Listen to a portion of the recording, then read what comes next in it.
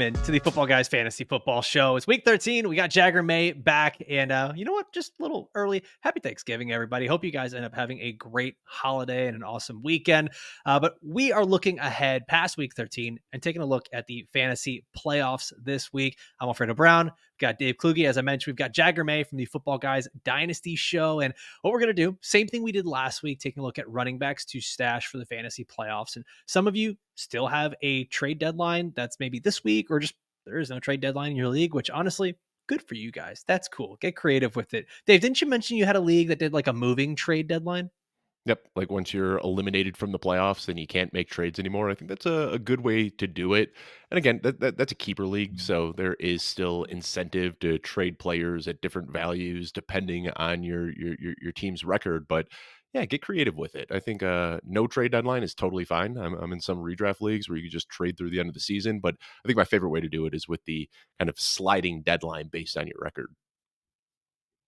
Yeah, I like that. I I'm like when leagues get creative. No, go, Jag, go. I was gonna say I'm a dynasty guy, so trade deadlines. I'm like, what? Y'all doing that over here? But Mhm. but I like the moving trade deadline. That is some funky stuff I can get down with. I'm really glad you said funky. I thought you said something else for a second, and I was like, well, this show's over. All right, let's get into the players that we want to stash. These are specifically going to be wide receivers. All right, so Jagger, go ahead and kick us off with the first wide receiver that you want to stash for the fantasy playoffs. It's Pop Douglas. I know Alfredo, you asked us what wide receivers that we wanted. Dave stuck his nose up at the great Pop Douglas. He is the wide receiver one in New England, and that doesn't matter right now. There's not really a wide receiver one. There's a guy who deserves targets, and that's Pop Douglas. Especially with injuries, especially with losing people, and just preparing. He's a guy that I want on my bench because if anything happens, I can put him in and he has a safe floor, especially in PPR formats. Moreover, if you guys are listening in a dynasty person, this is a guy you can get low, and I think next year his ceiling can get even higher. So if you like and enjoy what Drake May's doing, you want Hunter Henry or Pop Douglas. So again, if he's on your waiver wire in 71% of leagues, he's probably better than some of the wide receivers that you're hoping that do something. Like get AD Mitchell. I love AD Mitchell, and I think he can be good next year, but get him off your lineup and get someone who's actually getting targets. So the reason I didn't want to talk about DeMario Douglas, Jagger, is because I talked about him on yesterday's show. Sorry, 2 days ago on Monday's show on the waiver wire show. And I just didn't want to rehash guys that I had already talked about. So I wanted to go with some potential trade targets for people out there. But I'm completely with you. It looked like for a short period of time, Kayshon Boutte was the wide receiver one there. He was like the only full-time receiver for the Patriots. But now we're seeing his snaps start to go down. Pop Douglas, he's seen his snap count go up in 4 straight weeks now. I think the issue, and we talked about this briefly on Monday's show, Drake May is just playing like a veteran. Like, normally these Yep. rookies just get like hyper fixated on one guy and just force feed them nonstop. Drake May is spreading the ball around. We've seen games where double digit players have caught passes. I mean, he's getting the tight ends involved, the running backs, he's spreading it around to 5 or 6 different receivers. So I think Douglas is the most talented of the bunch. And if I had to bet on one guy who would kind of break out from the pack, it would be Douglas. And we're seeing that start to happen over the last month or so. But I think that's the only kind of inhibitor here is just how mature of a passer Drake May is. Yeah, looking at the numbers right now for Pop Douglas, he's just consistently in that wide receiver 3 category. He's just always there. He's an easy plug and play. He's not one of those guys that's necessarily going to give you a massive ceiling there, but you know that you have a floor with him. And I think that as we continue on in these weeks, you're going to have players that you lose to injury or bye weeks, whatever it might be. You're going to need some of those floor guys to throw in there. All right, Dave. You you were given the assignment, and we talked about wide receivers to stash. And you said no. No, I don't want to talk about all these guys that we just talked about on Monday. I want to exercise my brain a little bit and try to think of some new things out here. So I'll talk about the Chicago Bears wide receivers. One, they have a fantastic remaining schedule through the rest of the year. 5th best according to the Football Guys strength of schedule tool. Of all of the matchups, the 5 left in the fantasy football season, there's only one that we would consider a negative matchup. And really what this comes down to is just Caleb Williams kind of coming into his own over the last couple of weeks. We talked about that on the waiver wire show as well. Thomas Brown has really changed up the play calling and the scheme that they are running here in Chicago. They're just making it easier for Caleb Williams. Right now, DJ Moore is in a role that I think suits him really well. He can do it all, but he doesn't need to now that they have Keenan Allen, now that they have Rome Odunze. So we're seeing DJ Moore get fed almost primarily on screens. I mean, his ADOT over the last 2 games is at less than 2 yards, his average target depth. They're getting him the ball on screens and letting him just be a bully after the catch, which is what he does best. They're using Rome Odunze on these deep crossers, which is what he does best. And then Keenan Allen is just that kind of underneath safety blanket for Caleb Williams working out of the slot. So now all of these receivers who have very different skill sets are starting to play in roles that benefit their individual skill sets. And we're seeing that work for Caleb Williams. 340 yards last week was a career high for him. I think he's going to continue to trend upward in that direction. But really what it comes down to, like I said, is that remaining schedule. If you look from here on out, they get Detroit next week, which sounds like a tough matchup, but they're especially tough on the ground, which means that they're going to be able to pass against them. After that, they've got that negative matchup against San Francisco. And then to close out the season, they get Minnesota, which is one of the best matchups that you can get. And we just saw Caleb Williams throw for 340 yards against them last week. Then they get Detroit again and then Seattle in week 17. So big shootout potential down the stretch there. And all of these receivers right now, I think I'd rank them Rome Odunze, then DJ Moore, and then Keenan Allen. I think because of the ambiguity in the wide receiver room, you can still get these guys in the trade market for pretty cheap. I was going to say, I'm in on some Rome Odunze right now. He's the kind of the wide receiver one. Yeah. Yeah. I mean, the way that the targets have been laying out, like he's back-to-back games with 10 targets. He's had a few wide receiver 3 games here and there, a wide receiver 2 game. And this is something we talk about all season, and especially early on when we were in fantasy draft mode in the preseason. We're saying be patient with these rookies because down the stretch, the most important time of the season, the witching hour, as our guy Scott Hansen would say, this is when they end up performing the best. And Rome Odunze looks like he could be one of those guys that ends up winning your league. Agreed.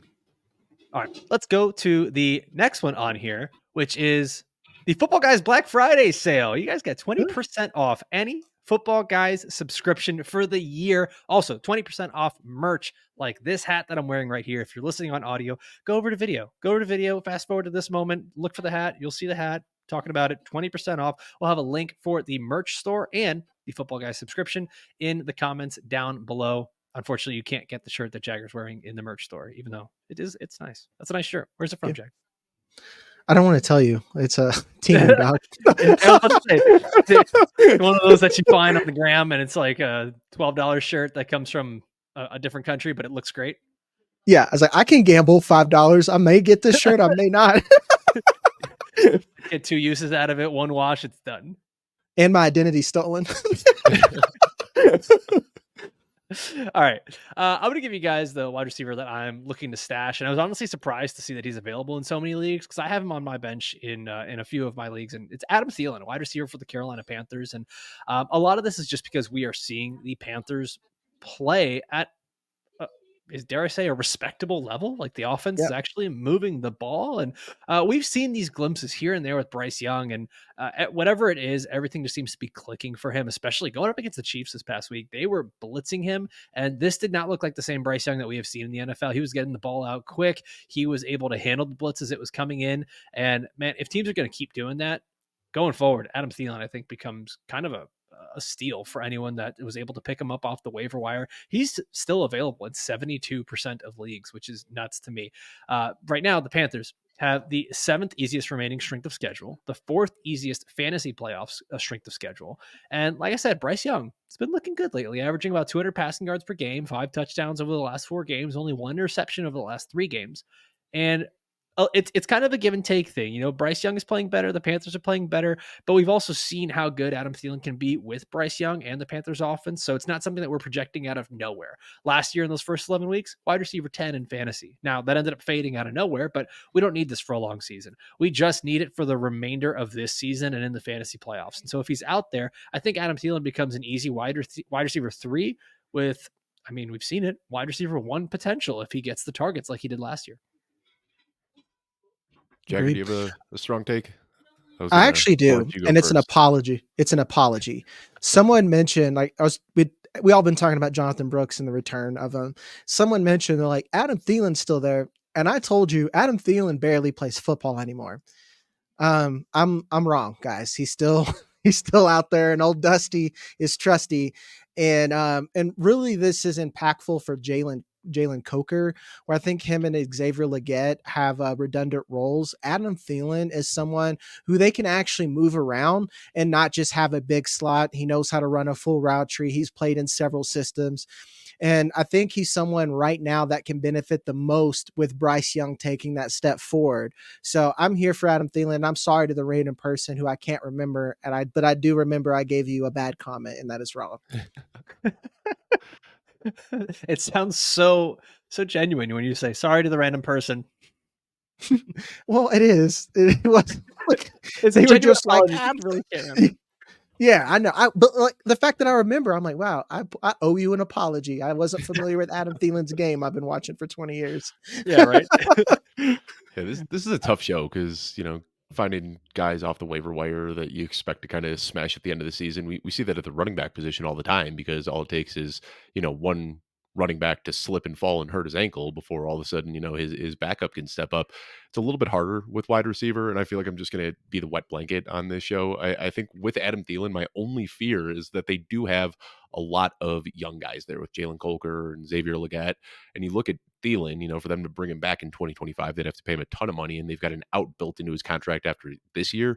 So I think that would be kind of my only fear, is that he kind of gets phased out as they work on Bryce Young, kind of working on that chemistry with some of the new guys. But again, if you need a wide receiver and he's available, I don't know if there's many better options you're going to find on your waiver wire right now. Yeah, I think the overarching theme from this is kind of like what you did with the Bears. I would say Panthers wide receivers become intriguing if they're out there on your waiver wire. I just don't think there's a whole lot of Xavier Legette out there. I don't think that Jalen Coker becomes a guy that you can even rely on in a lineup, even though we did have that 1 week where we all got really excited and then just it's gone. Adam Thielen's that guy that I still look at as like, there's some good potential there because we've seen it. And that's kind of what you want. This is almost like drafting again, but for a small season. You're just drafting for high upside at this point. And prayers up for Jatavian Sanders. He was really starting to look good over the last few weeks. I'm hoping that he can come back at some point this season, ideally. If not, 2025, hopefully we can see him come back out there because he was really starting to look good over the last few weeks. Yeah, Panthers, they might not be as bad as we thought. We'll see. We'll have to see how the rest maybe shakes out. Frisky, perhaps. They're not frisky yet. They're not frisky yet. No. You got to win a couple more games. What's a step below frisky? Hot and bothered, or warm and slightly inconvenienced. All right, Jag, go ahead. Create some more apologies that you have to give out with this next player here. No apologies. If anything, people owe me an apology because I said hey, Noah Brown is a guy, and everyone just man, Noah Brown. Now look at you. You got egg all over your face. On the last 4 games, Noah Brown is leading the Commanders in targets. I mean, it's like Noah Brown with 27, Zach Ertz with 24, Eckler with 18. Sorry, Terry McLaurin, who's still producing on those targets, just 17. I mean, everything after Terry McLaurin has been a question mark, and Noah Brown was someone who served as essentially a wide receiver 3 and kind of a wide receiver handcuff for the Texans last year. He fits what this team wants to do. He fits what Lincoln Riley, that was a Freudian slip, what Cliff Kingsbury likes to do with these fast players. So it makes a lot of sense that Noah Brown is fighting his footing. Because remember, guys, he kind of was with the team in the offseason. And a lot of these players, especially that weren't around or just got traded there, it's going to take a little bit for them being acclimated into the offense. And now we're seeing that with Noah Brown. Jag, we actually talked about Noah Brown yesterday. As a big waiver wire pickup, and I think that's why you saw neither Dave or I grab him here. But I'm gonna agree with you on this. No, but I'm gonna agree with you on this. Honestly, he's been leading the team in targets over the last 4 games, and there's a good bit of separation between he and Terry McLaurin. This weirdly struggling Commanders offense has been good for Noah Brown, and I don't quite know why, but if it's going to keep working this way and he's going to be relevant for the playoffs, these are all guys that are just sitting out there on the waiver wire.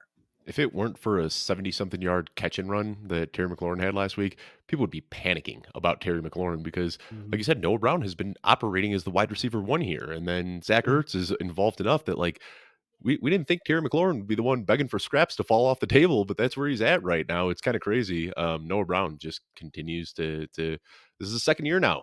Last year everybody was like, "This can't be real." Like Noah Brown, like we're starting Noah Brown on the Texans, and he just kept churning out usable week after usable week, and now he's on Washington, and here we are going into week 13, and people are still like, "No, but it's Noah Brown. Like we can't really be buying into this, right?" He reminds me of Rashid Shaheed, where like a coach was like, "Hey, this dude's pretty fast. What if we give him the ball?" All right. Next up on here, Dave, the bad boy of fantasy football with a big old middle finger to the establishment. I'm not talking about all the guys we talked about on Monday. I can't do it. Go ahead. Say your player that you're not stashing, but also trading for.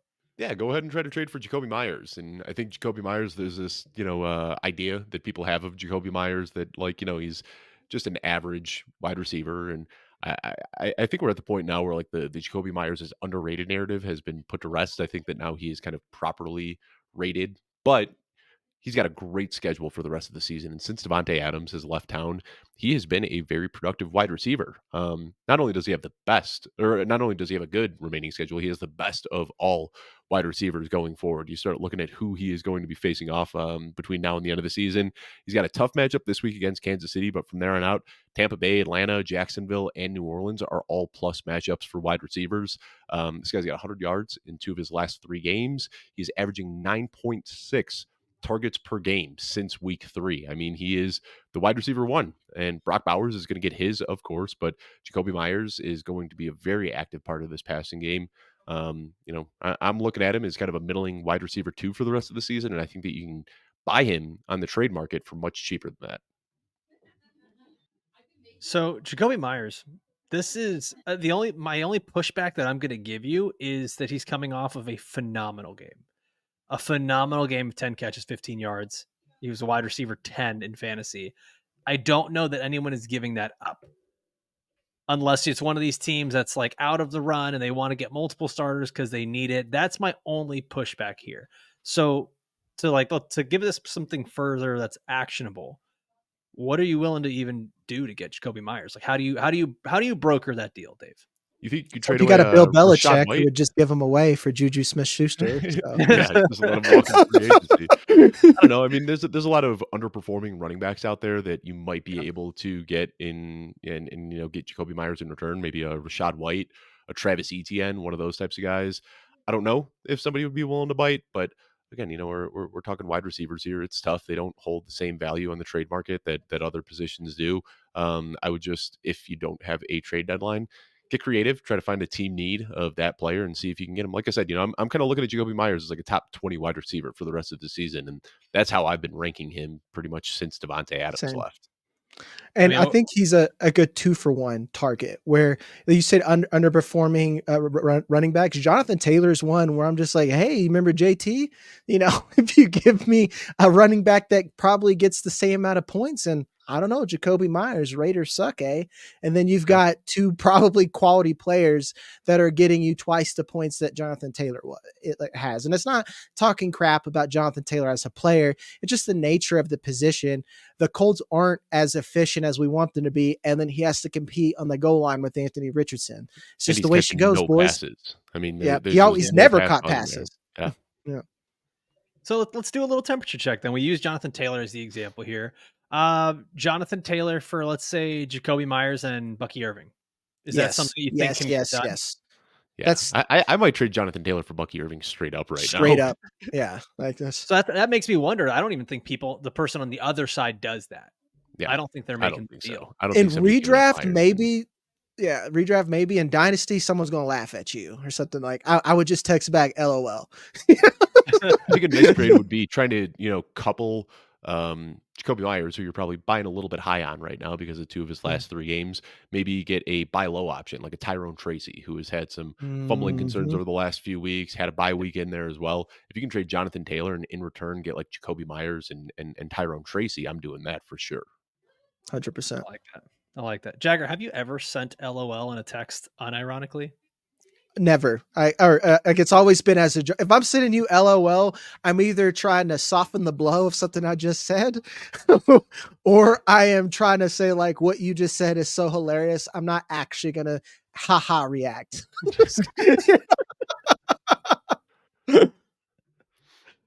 Oh man. All right. I'm gonna give you I think this is the last one. Yeah. Last Yeah. receiver on here. And hey, what do you know? It's a repeat from Monday's show. Devaughn Vele, who's available in 98% of ESPN leagues right now. Listen, man, the Broncos, they've got the fifth easiest remaining strength of schedule for wide receivers, seventh in the fantasy playoffs. Denver's pass rate is way up. And we already talked a lot yesterday. I'm trying to talk about new things from what we talked about on Monday's show that, obviously Bo Nix is playing better, but the pass rate is way up for the Denver Broncos. And just in this past game, they went to 66% from their season norm of 57%. And I think there's just a lot more confidence with Bo Nix. There's a lot more confidence that he has with his targets. And then seeing a guy like Devaughn Vele pull a 24% target share in this previous game, it's kind of hard just to keep ignoring this, especially with the easy schedule, the production we've had. 2 of the last 3 weeks has been a top 24 wide receiver. Yes, I'm repeating that from Monday's show. Got a great matchup next week going up against the Browns. Yes, I'm repeating that from Monday's show. I hope that everyone that picked him up off waivers is going to stash him for the rest of the year, unless we just see something totally different next week, which, I mean, hey, it's the Broncos. That could happen. They've pulled the rug out from under us before. But this is a player that I think we've seen enough here. He's worth the stash. Go and add him to the end of your bench. Yeah, I went back and I rewatched the last few weeks of Devaughn Vele just to kind of see his utilization, see what he's doing. He's one of the goofiest players I've ever watched. I don't know if you Yeah. guys have really dug into the film yet. Like, he doesn't have a single route that I can even place. It's like, he is such a spastic route runner. Like, he's faking to the He left, reminds me faking of to the Mike right. Gesicki. Like, yeah, it's just bizarre. And it's working for him. And I think that, you got Cortland Sutton there drawing the primary coverage. And, Devaughn Vele just kind of finds these soft spots and ends up getting open and pulling the targets. I don't know if he's that good necessarily, but he's got the trust of Bo Nix and he's got the trust of Sean Payton and he's getting targets. And sometimes it's all that matters. Yeah, I've told people, me and Jeff have said Devaughn Vele is a guy that you're gonna say next year. You remember Devaughn Vele? Because Yes. if you need to have him for this year, no matter what format you in, redraft and dynasty, yeah, I am taking him. But it's like you said, he is so weird because like you said, I had to look at what he is, and he's like Evan Ingram, man. He's like not a receiver, I like that not all a the tight comps we're end. giving him are tight Tight ends. ends. Yeah, like Awkward tight ends. yeah, he's a yak tight end. And then like when you look at like the scouting terms, which like you use them, but like I hate using them in fantasy because you sound pretentious, but like he's just an inefficient route runner. I'm like, dude, that was cool and you got open, but I needed you over there about 3 seconds ago. You know? I'll, But I'll, it's I'll, just working. I'll have to send you a play when we get off the show. It was one of his routes from last week where they were giving him the softest coverage. They were playing like 20 yards off of him, and he's like throwing head fakes and like throwing his arms around. I'm like, what are you doing, man? Just get downfield. He's just doing the Senior Bowl one-on-ones, but like Yeah. with these guys playing a zone coverage on him. It's just dudes like that lack the spatial awareness just always drives me insane. But But the there's targets are there. that's the thing is the targets are there, and what he does too, this sort of like playground style where he's just honestly, I don't think he has really too much of a rhyme or reason of how he's moving out there. He's just trying to move. It actually kind of works with Bo Nix when we get these broken plays. He's just running around so often, getting these broken plays. It's either a quick timing throw or a broken play, and it's been working for the Denver Broncos. You remember Will Ferrell in Semi-Pro? He's just like, I'm here if you need me. He's just running by. I'm going to play Rover. I'm going to play Rover. That's what Devaughn Vele is. All right, guys. So we gave our players, wide receivers, to stash for the NFL, or excuse me, for the fantasy playoffs. But there's some other guys to consider here. Dave, you're gonna love this list. You're gonna absolutely adore this list because these are all the guys you love to talk about. Nick Westbrook-Akine is available at 92% of leagues. Here we go. Here's a trade one for you, Dave. What about Wan'Dale Robinson? He's available in 48% of leagues. I don't Tommy want Tommy to DeVito. be wide receiver too. I really don't. Okay. I get it. Well, I mean, so there is the the little relationship that they had last year that it worked out well between Wandale and Tommy DeVito. Do you think DeVito brings any of that magic back this year, or you think it's just he's cooked, it's over? No. And I think it was a necessity last year because they didn't have anybody else with Malik Neighbors there. Malik Neighbors is still going to be getting his 35% chunk of the pie. And then Wan'Dale Robinson For is just going to 7 be, fantasy points, can't wait. yeah. Yeah. It's not good. It's not good. All right, some of these other names on here, and it's bleak. It's bleak out in the wide receiver landscape right now. Sterling Shepard, 96% available. Calvin Austin, 99% available. Do any of these guys interest you as players to stash for the fantasy playoffs, or are you just saying no, leave them out there? Calvin Austin's a trap. I'm going to step in. You are going to step in. So Yeah. you're seeing the cheese and you're just like, it looks really good. He's a talented player, but it's like me and Jeff talked about this. Arthur Smith is like the Jonah Hill meme for Moneyball. It's like Arthur Smith. He's an offensive genius, could cook up crazy plays. His flaw is he hates using his best players. Like that's just where it's at with Calvin Austin. When they use him, boy, that dude's quick, you know?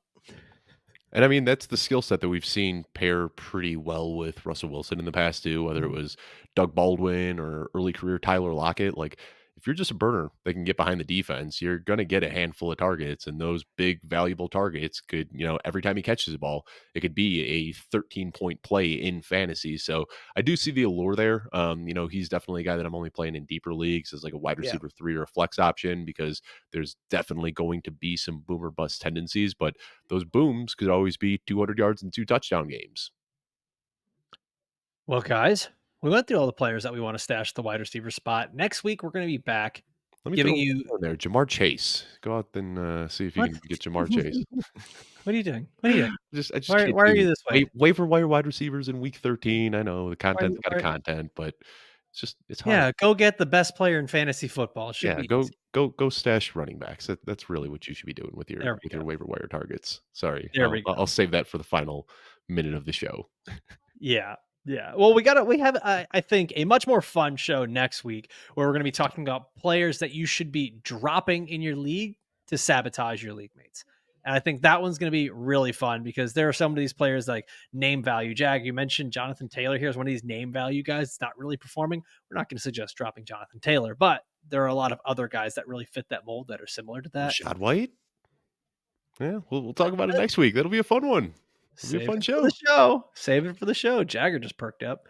But yeah, we'll be back again next week giving you guys that. Of course, we always have our normal waiver wire show and the starts and streamers show next week. However, this week, little change to the schedule with Thanksgiving being here. We will not be giving you the Thursday starts and streamers show. There's going to be football on that day. Go watch football. Go hang out with your family. Don't worry about listening to us.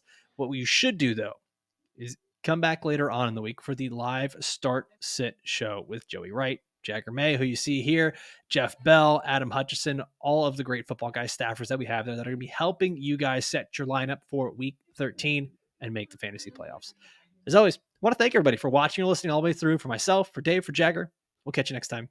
Adios.